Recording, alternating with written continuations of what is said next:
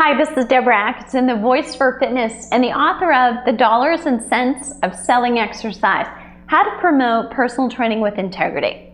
And that book is all about the scripts, the actual what do you say. So we do a lot of talking about selling, and people do a lot of talking about here's the scripts, here's exactly what to say, but they may not give you the why do you say it, how do you say it. What gestures do you do when you say it, and why does all of that work? And that's what you really need to know.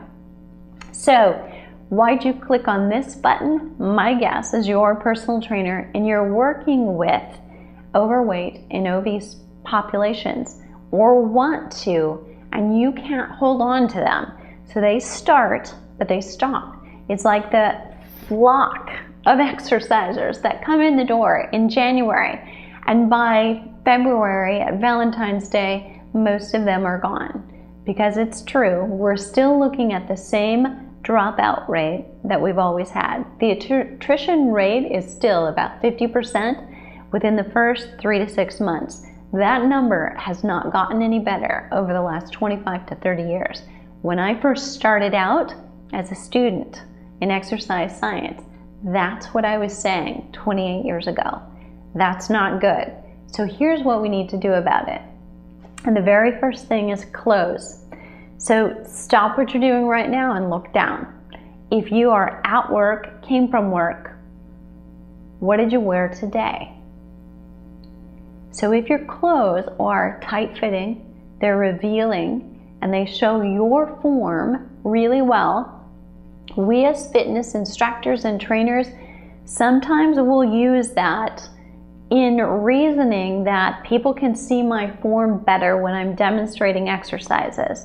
But in truth, 28 years ago, and actually 30, when I first began in kinesiology courses, I learned from a professor who at that time had white hair. The best thing that a fitness instructor can do would be to wear gray sweats, because it's non-intimidating.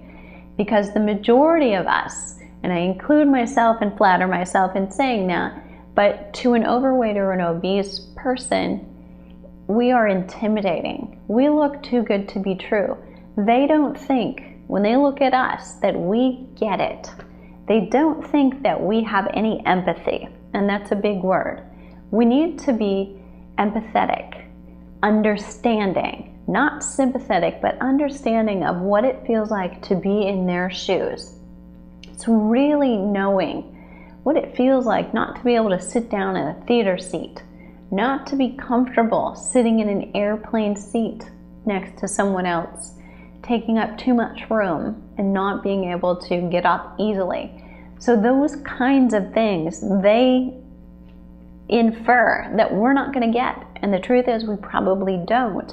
But we definitely shout that out by wearing tight clothes when and if you're really trying to attract those people.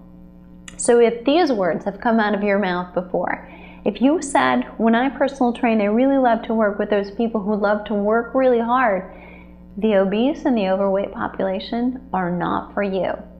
And I want you to click right here so you don't miss a beat about what I'm going to tell you next, about what it is they do want and the difference between somebody obese and somebody overweight and how you think about exercise.